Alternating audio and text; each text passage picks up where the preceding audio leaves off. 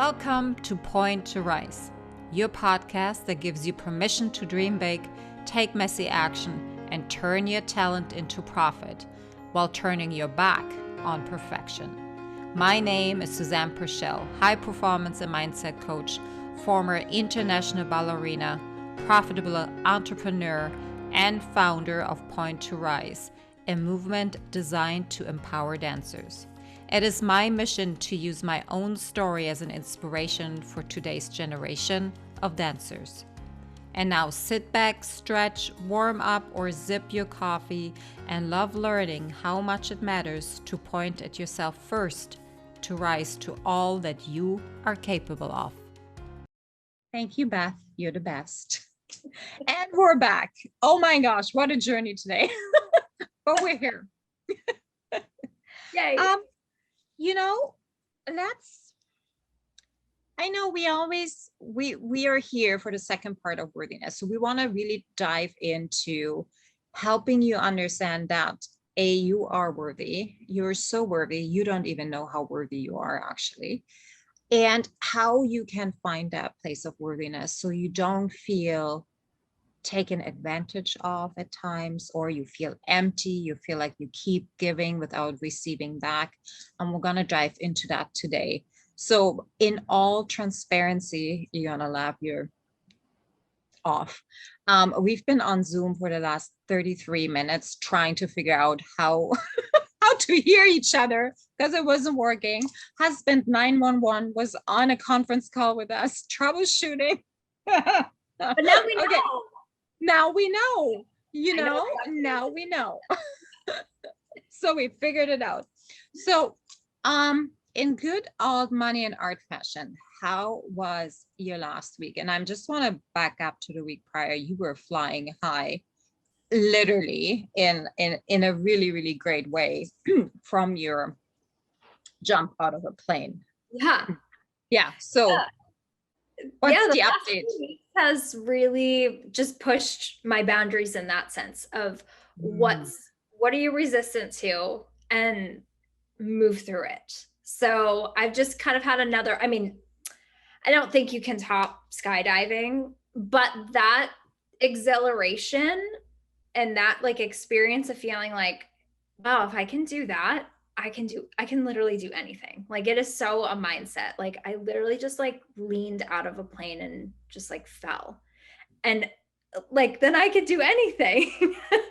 So this week has brought in new things in terms of my story, which is pretty much tied into my worthiness around what level capacity in terms of intellectual work. How high on that intellectual scale of work can I add into me and what I serve? And this week has really tested that of breaking down some stories about, only being so smart and some things just being too smart for me to take on and those kind of stories. So now I've been breaking through that. And it's so interesting because when you do just move through a story, you realize how silly it is. And actually that it wasn't even really put on by me, that story.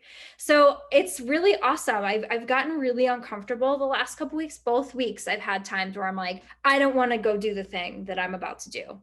And I feel kind of sick and I don't feel good. And it's navigating knowing when that's just the resistance that you need to move through, or when it's oh, this isn't something for you. And there's a fine line with that. So it's just been really cool to navigate that.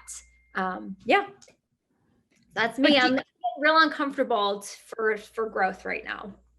Oh, I love it. Yeah.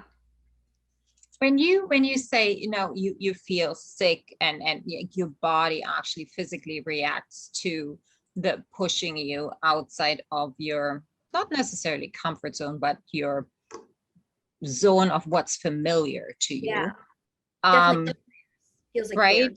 Yeah. How quickly that disappears when it's actually the right thing for you. Within minutes sometimes that, oh, actually, no, I shouldn't be because it's not going away. Or, Oh yeah, there we go. Upper limit had just, Yeah. try to keep me right here. Yeah. Oh, so good. Yeah. Good for you. That's Nice. awesome. What Yeah. about you? So I went to Atlanta over the weekend to see fellow FFM past girls and connected just on a really lovely soul level with one of them. And she's a CFO. So I got some, really hardy, uncomfortable money advice and like, okay. So this time around, I am not. I'm taking my hands off of all of this and I'm going to give it to somebody that's genius in how to move funds around. They know exactly what is needing to be done. And that, I think that the realization for me to letting go of needing to know everything, I Yeah. only need to know a little bit and know exactly who the right people are, that superpower it is. It's like we're not meant to do anything by ourselves. Like we don't have to. We can just tap into other people's superpower and form oh my gosh, it's a really hard word. Collaborations. And we all like really literally benefit from that. Mhm. And it is such a I love that feeling. Yeah. What we need to know is know what questions to ask. Yeah. It's Yeah. beautiful. Yeah. Yeah. And that also gives me so much more knowledge in my abilities too, actually leaning into what I'm great at, Mm-hmm. understanding, hey, that's just my superpower. And I am not less worth because I don't know all of these other things. This is who I am. This is me. And I Yeah.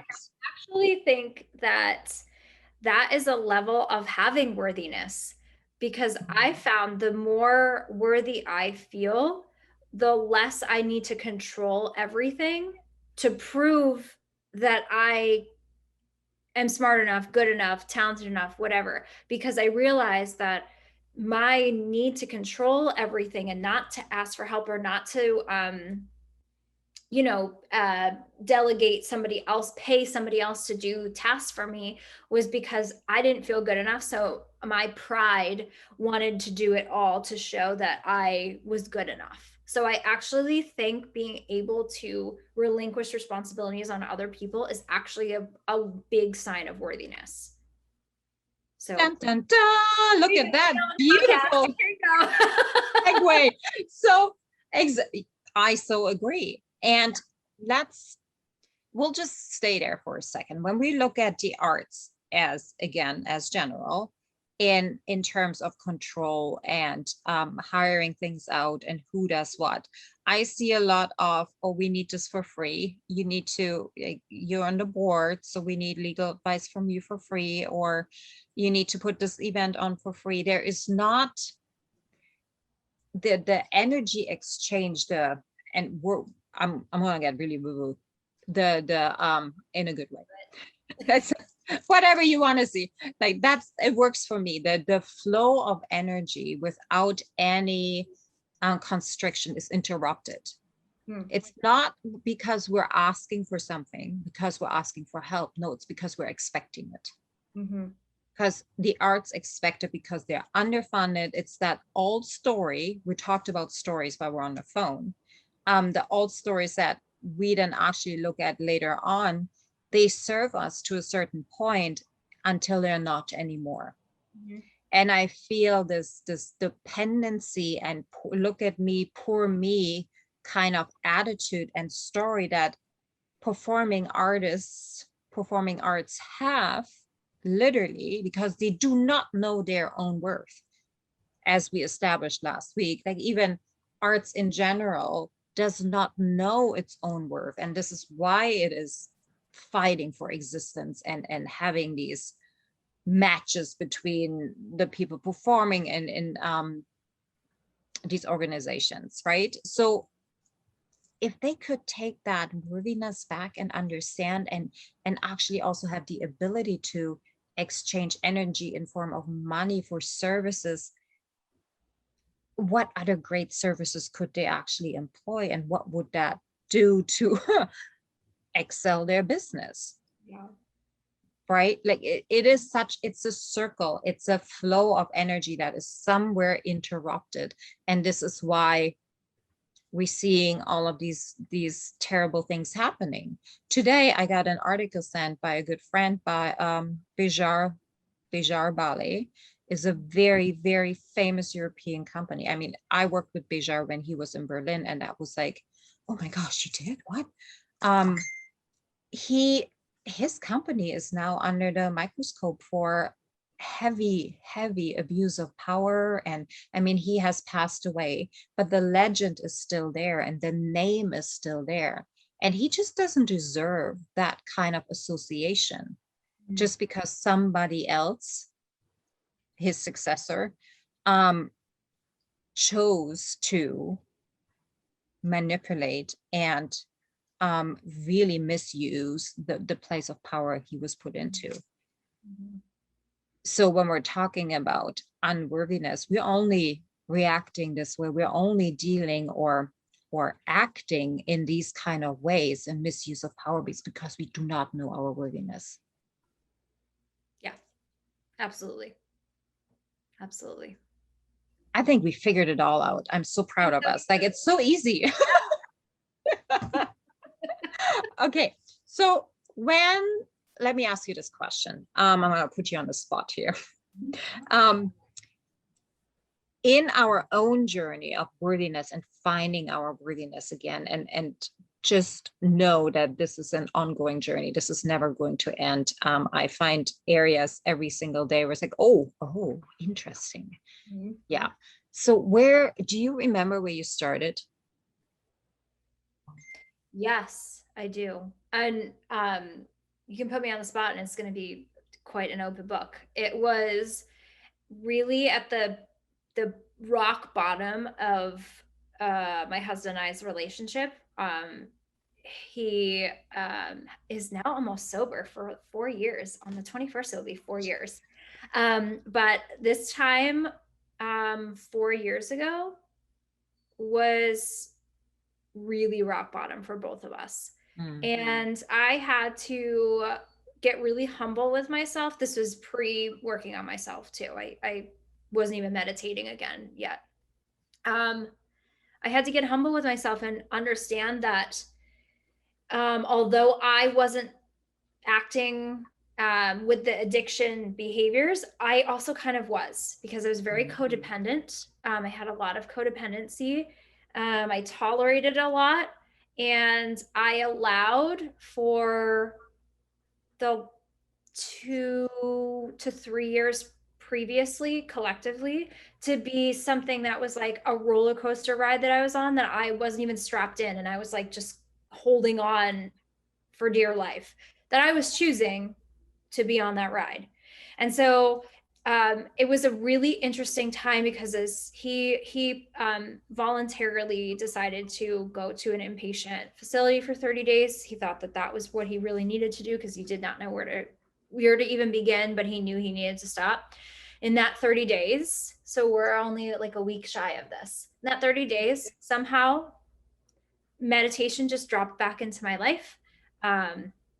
And some personal development stuff just started to come. I was getting emails, or I don't even know how it really started, but I actually started to take the same kind of journey mindset wise as he was in his facility. So we were actually starting at the same level, like parallel journeys apart, and we didn't even know it until we came back together. So I had to understand that my life was the result of my own decisions, not just his. Yeah. And that's really where it started. And I, cause I looked at my life and I said, how did I get here? Like, my life doesn't even look recognizable. You don't even look recognizable. How did you get here? And so, it was enough pain to start. And it clearly, like, I can still feel what that felt like, where it was just like, there's nowhere else to go but somewhere different in relationship, but in me, because prior to Jay, like a decade before that, I was in an extremely toxic relationship for 2 years, like totally mentally abusive and cheating and all of that. So, you know, I had a history of allowing other people to just, you know, dictate where I go. And it was very obvious that it was time to see, like, why do you do that? And that's how I discovered I felt nothing about myself. So I allowed everybody to do everything. Yeah. So there's the open book. You open the book. But I'm super open about it. Like both Jay and I's story, we feel like it's really important to divulge everything, because we don't think that we're the only ones that experience stuff like this. And we really feel like we can help facilitate people out of, maybe not take, 3-4 years like it took us. Maybe we could help accelerate their journey, because we were just bumbling on our own, trying to work on ourselves. So yeah. So this is so interesting, because I had, in a way, before meeting my husband, I had this journey of being in relationships that were abusive, either physically or emotionally, and unpacking all of that. And even and we're getting really heavy here, but it is all tied into our own worthiness. I mean, I stayed in a physically abusive relationship for 2 years, making excuses for the guy.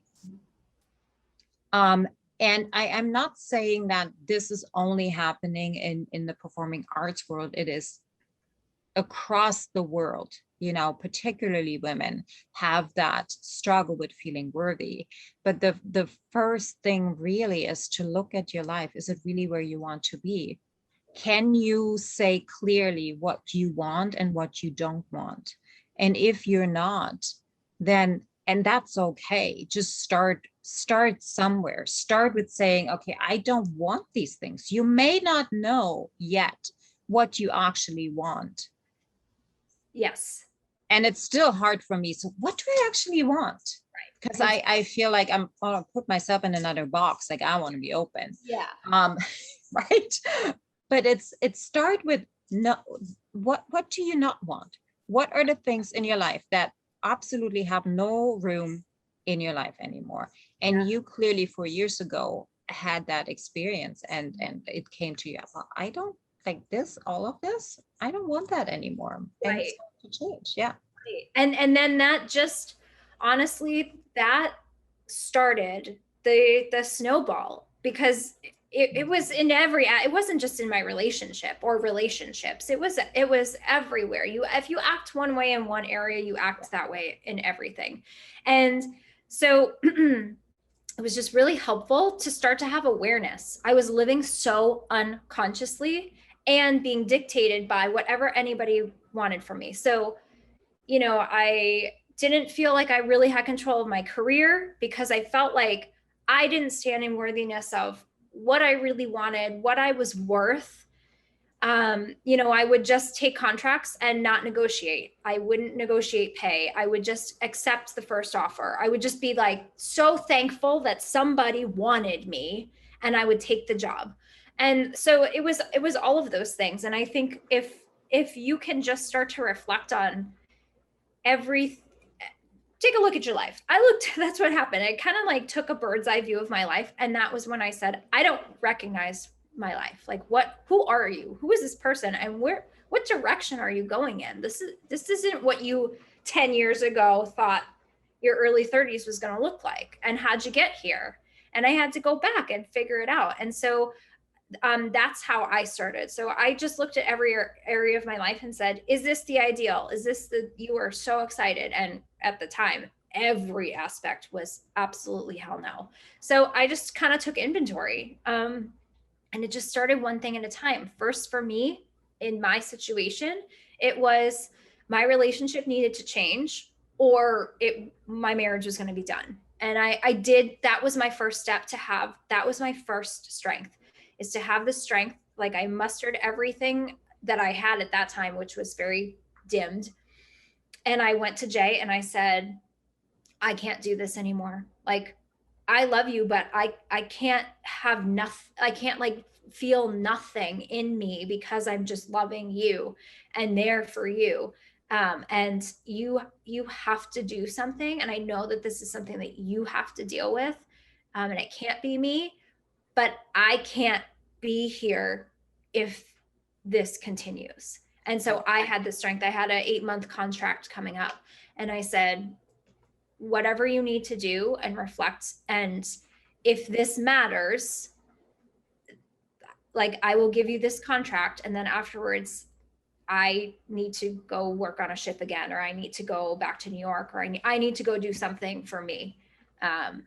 And that was like the start. So I felt like I took my power back. So I think that that's part of it too. If you feel like you're giving your power away, and I don't mean that in an ego way, but if you always feel like everybody's dictating what you decide to do, that's where you can start reflecting. Yeah. So that would be my first tip. That's how I started reflecting. And even, I think I know that sometimes we don't even are aware of the world is actually running our life. Yeah. Like, I didn't know that I was depending on everybody else's decisions in order to exist. Yeah.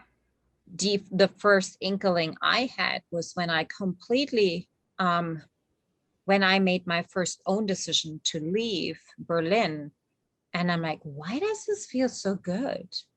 Is it because I'm changing, or because I am actually taking my life into my own hands? Yeah. I didn't think much more of it, but that's where it really, really starts, right? When we're the first step to taking your power back is knowing what you don't want. Yeah. And taking your power back also means a step closer to knowing what your own worth is, how you see yourself, how you want to be seen, who you are. And that also goes for the entire industry, right? Like, let's zoom out. For the performing arts, like, what would that look like if they were to take their power back? Like, what could they actually not only create, but also like a magnet? What could they attract? Yes. You know, what? I'm really happy you said that magnet thing, because I also had to realize everybody around me that I was like, oh, everybody's negative and everybody's this and well, I was too, because I didn't feel good inside. So I had an empty cup, and that, I could tell you, the way I am right now, a lot of people that I used to be around wouldn't want to spend an hour with me now. I would probably repulse them.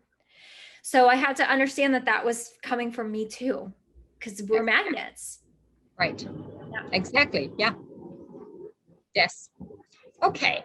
So not the second one, but thereafter, for me personally, I believe that after we know what we don't want and maybe dabble a little bit in what we do know what we want, is actually, for me, would be setting boundaries. As in, okay, well, let's start with, and we're zooming in again, like, let's look at our personal experience, and then we're looking at the arts from a bird's eye view. Who are we gonna let in our life? Like, who are the closest 5 people around you? And you look at them, and that's the sum of you in every aspect, including your financial net worth, quite honestly. So have a look. Really, truly have a look. Who are these people? How much time are you spending with them? How do you feel when you're with them? Are they keeping you in what's familiar, or are they actually cheering you on, regardless if you're down on the ground ugly crying, or if you're celebrated celebrity? Are they your cheerleaders or not? Yeah. Quite honest. Yeah, that's what I really truly have for that. boundary setting, beginning of boundary setting, because that is, I think it's a big part of, at least that's how I started. When Absolutely. I realized, oh goodness, everybody was gone. Like they either faded themselves out because they couldn't relate to me anymore, or I just had to not show up anymore for them. Yeah. And I'm feeling that big time now. It took the boundaries part, I was a little delayed with because I had a deep rooted feeling of wanting people to like me. And I didn't want to make anybody feel uncomfortable. And that was my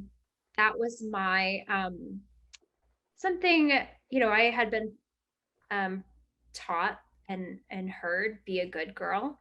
And so I wanted everybody to like me. And I also, because I didn't feel enough, I used other people's energy and like excitement of being around to make me feel good. So I never felt like I could really be me because I didn't want to make anyone else not like me. And that was like my MO.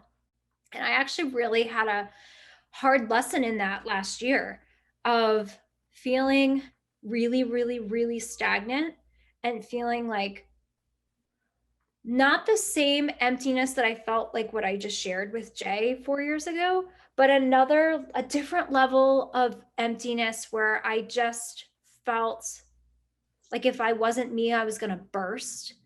And I realized it was just because I was showing up in a way that was sensitive to everyone. And I'm not looking to offend anyone, but I have to understand if there's someone, I'm coming from a lighthearted position, no matter what I speak about. I'm not coming at name calling and doing all that stuff. So I know the nature I come about, what I talk about isn't coming from an aggressive state. So if that offends someone, then that is something in them. Yeah. And I can say,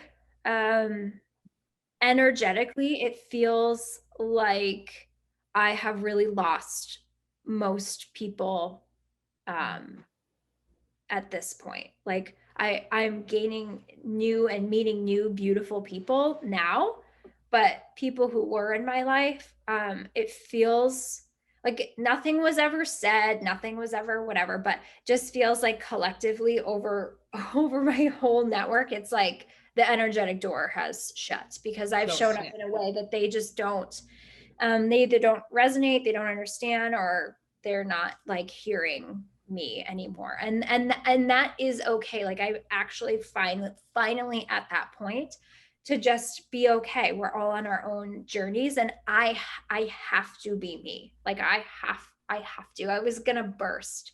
So that's definitely something down the road. And I'm not saying like finding your worthiness is going to make everybody in your life disappear. I'm not going to say that, but it's to you to show up as you, and the people who are really, really meant to be with you and love you for you because you're being you for the first time. So it might be an adjustment for them to actually like see you show up as that full self. But if they're really meant to stay in your life, that they will. And if they're not, then not everybody's meant to stay in your life, your whole life. But what does that sacrifice you by trying to keep people around and you not being yourself? It's not a long-term solution. No. Yeah. No, you cannot live your life that way. It's too short. Quite and honestly. that feels gross. Yeah. To know me. Yeah. And you become a version of yourself that you don't like anymore. You can't even look in the mirror anymore. Yeah. With people falling away, just be aware that there will be some that will try to put you back into your place, into your familiar zone. They will perhaps tell you that what happened to you, who have you become, you're nothing like you used to be, and it has nothing to do with you and everything with them. Mm-hmm. Let's zooming out when we're looking at the arts and the boundaries. I don't think there are really many boundaries that when I look from my experience in the performing arts world, that companies had any boundaries in terms of knowing their own worthiness or who we allow into the boardrooms and on the board and into the studios and I think that happens because we yet again do not know who we are and what we're worth. Yeah, that's really it. Nothing more needs to be said there. No.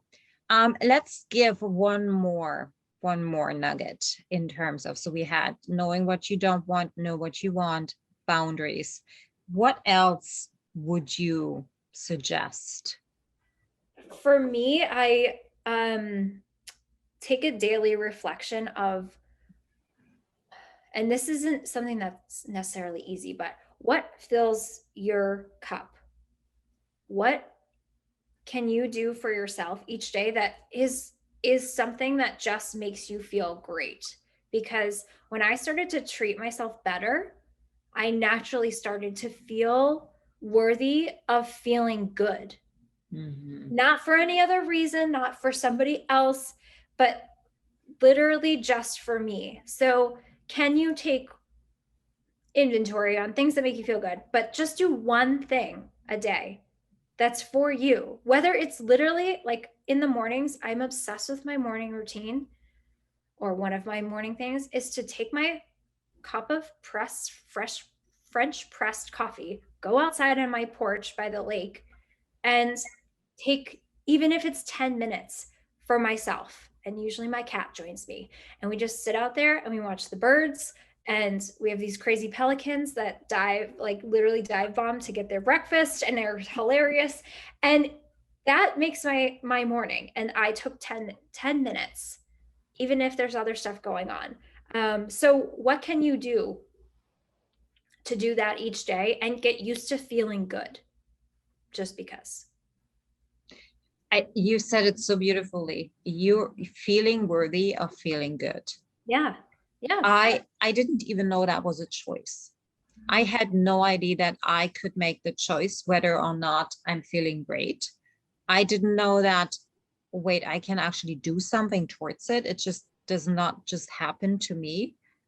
And yet I'm allowed to feel good, because if I feel good, I can actually be more and step more into my power, where when I am feeling so down on myself, and the addiction to feeling crabby was so dominant in my life, because it was bred into me for my entire career that if you feel great, you're lazy, then you haven't worked hard enough. And it's that story that it took such a long time to uncover. Like, where's this actually coming from? Why don't I revel in the feeling yucky or being sad? Like, why do I want the attention?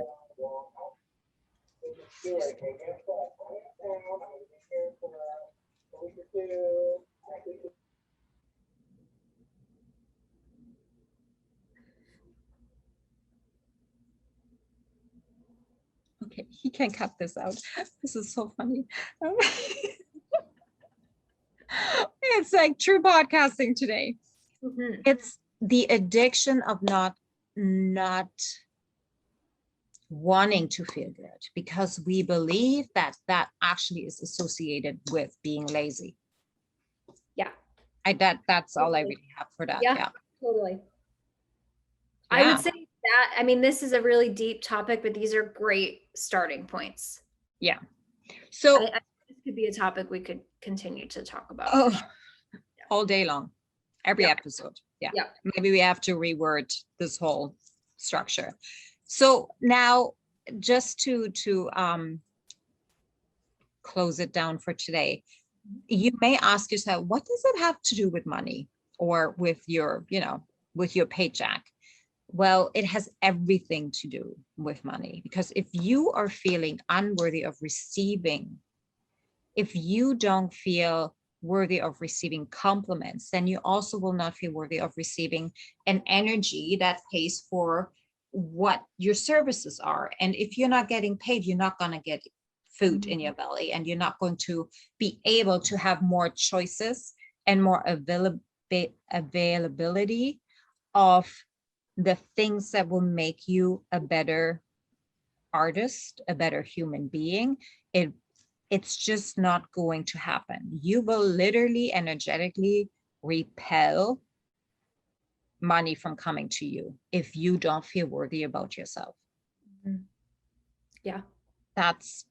And that's where it starts, really. Like, understand or sit on your front porch before you go in the studio and write down, do you actually feel worthy of receiving? Like, what's your income goal? How much would you like to make? And yes, you have a choice. You get to choose. And then you can go and create it. You don't have to wait for the company to put a contract in front of you and saying that, okay, you're going to get $500 per week for 32 weeks out of the year. You also don't have to work for free anymore. No, not anymore. You can serve people and you can give whatever you have away and receiving something back. So find your worthiness, and you will find your ability to negotiate your contracts, to make decisions that are great for your future self. Not where you're today, but for the person that you're becoming. And things will fall in place. Yeah. Yeah. You know, I was driving, and I like to drive fast. And when I drive fast, I have to be really hyper focused, particularly down here in the South, because let me tell you, people drive differently. And I'm saying that with all the love that I have. But when I'm in that hyper concentrated state, I also have the ability to, it's like a meditation. And all of these things are coming in and out. And I just realized, you and I, we don't know each other for that long. And I am so over the top grateful that you're in my life. And I don't think I've ever really said that. So I am so grateful for you. I am so grateful that you are on this journey. Some that we're going on parallel streets, basically. So, yeah. Thank you. I'm so grateful for you too. I really am. And you see what happened here? We can tell each other that we like each other without like dimming anybody's light or our own light. No. Hearing from you that you're grateful for me is actually also an exercise in finding your own worth. Because a year ago, I would have repelled that. I would have not believed it. It's like, oh, you're just saying that because you have to, because I'm putting you on the spot, or. I would have come up with that story, where today I can truly receive that. Yeah. And that's the energy exchange that we're talking about, right?